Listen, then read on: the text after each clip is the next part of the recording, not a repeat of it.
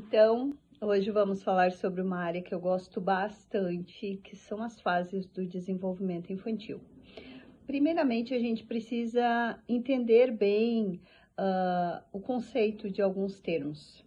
Por exemplo, o conceito de desenvolvimento. Quando a gente fala a palavra desenvolvimento, já nos vem à mente algo referente à mudança, algo referente a crescimento. Então, desenvolvimento, o conceito dele é isso, é um processo de mudança em diferentes contextos. E a palavra infantil? Quando a gente usa esse termo, primeiramente ele se refere às características ou atividades próprias da infância, né? Ou, em modo geral, como um comportamento assim ingênuo. E para falar em desenvolvimento infantil, nós precisamos, né, de teoria e de metodologia. Então, o que seria uma teoria? É um conjunto, né, de ideias e princípios que explicam algum fenômeno. E metodologia é a descrição, assim, detalhada dos caminhos, das técnicas que nós vamos percorrer ou dos procedimentos que serão realizados para alcançar os nossos objetivos. E falando em teoria, né, quando se refere ao desenvolvimento infantil, a gente não pode esquecer jamais do grande Jean Piaget, né, que nos trouxe as fases do desenvolvimento através da epistemologia genética. Então, ele dividiu em 4 estágios. O primeiro estágio de 0 a 2, que é o sensório motor. O segundo estágio de 2 a 7, que é o período pré-operatório. O terceiro estágio, que é de 7 a 12, que é o operatório concreto.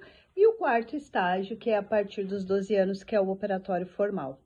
Aliás, eu sempre converso e explico que uma criança ali passando para a adolescência, aos 12 anos, que ele só tem capacidade de abstração a partir dos 12 anos, baseado na teoria de Piaget.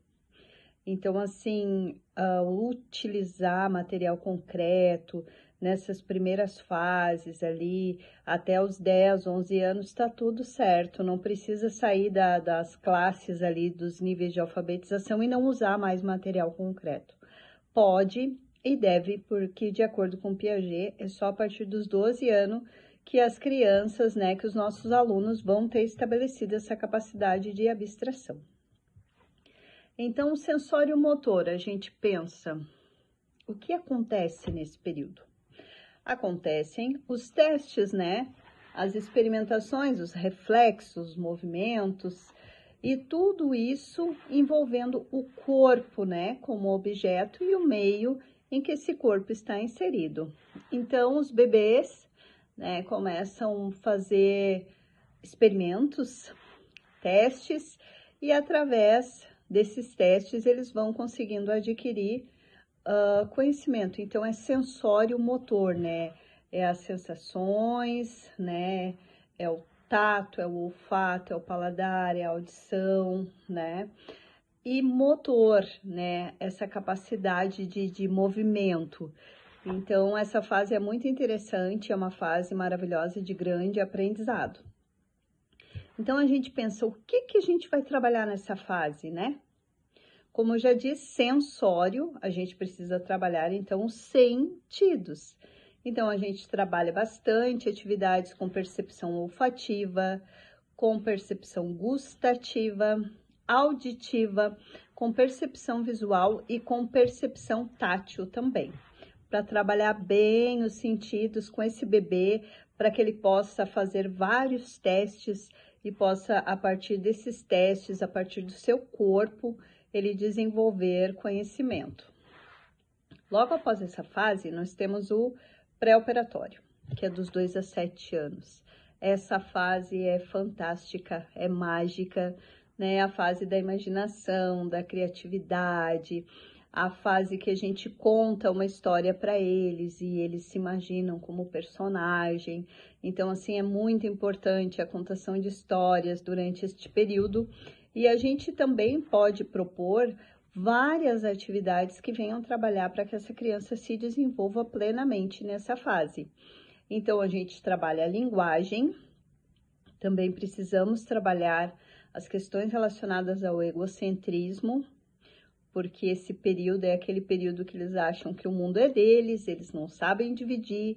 Então, por isso a importância, né, da escola para já trabalhar essas habilidades sociais, né, e comunicativas. Então, é muito importante que seja trabalhado isso nessa fase dos 2 aos 7 anos. A gente precisa também muito trabalho com material concreto, com o uso da fantasia, da imaginação, do simbolismo. Tudo isso vai fazer com que essa criança dos 2 aos 7 anos consiga um desenvolvimento pleno através da criatividade, da imaginação e que ela seja bem preparada para o processo acadêmico que inicia logo, né? O processo escolar, que delas já estão na escola aos 7 anos, né? Inicia aos 6 anos no primeiro ano e aos 7 já estão se encaminhando para o segundo. Se elas têm essas atividades bem trabalhadas, né? Essa questão bem construída, então com certeza eles vão ter assim, uma base muito boa para iniciar, né, o seu processo de escolarização. Temos também o terceiro, né, estágio, que é o operatório concreto. Pensamento lógico e operacional, né? O que acontece nesse período dos 7 aos 12 anos? Eles já começam a resolver situações mentalmente, né? Espera-se que abandone o egocentrismo, né? Que eles consigam já ter, assim, bem construído a questão da consciência dos sentimentos deles e dos eventos externos, né? De como as ações deles podem interferir na vida deles e do outro. Então, o que nós vamos trabalhar, então, nesse terceiro estágio? Vamos trabalhar as questões do pensamento lógico, né, da razão. Vamos trabalhar atividades que possam ajudá-los na dificuldade de abstração que alguns ainda apresentam, né, neste estágio. E vamos trabalhar muito as questões relacionadas à subjetividade, né, a construção da subjetividade, da autonomia. E o quarto estágio, de acordo com Piaget, é o operatório formal a partir dos 12 anos, né? Que daí surge a capacidade de abstração, a noção de mundo, o pensamento estruturado, e a partir daí segue, né, já se encaminhando para a fase de desenvolvimento depois da adolescência e a fase de vida adulta. E falando em desenvolvimento infantil, a gente não pode deixar de falar também no grande Vygotsky, né? Maravilhoso, que fala sobre a psicologia da aprendizagem. Vygotsky nos traz a zona de desenvolvimento proximal, né? Fala sobre conhecimento, construções sociais, interações, né? Com o mundo e com outros, né? Vygotsky nos traz essa questão, porque as interações, elas acontecem eu comigo, e eu com o outro, e eu com o meio. Então, tem 3 formas. Ela acontece a interação eu, o outro e eu, o meio. Então, assim, esse processo de troca, ele é muito importante, né? De acordo com a teoria de Vygotsky. Também, nós temos as metodologias educacionais, mas isso fica para um próximo vídeo.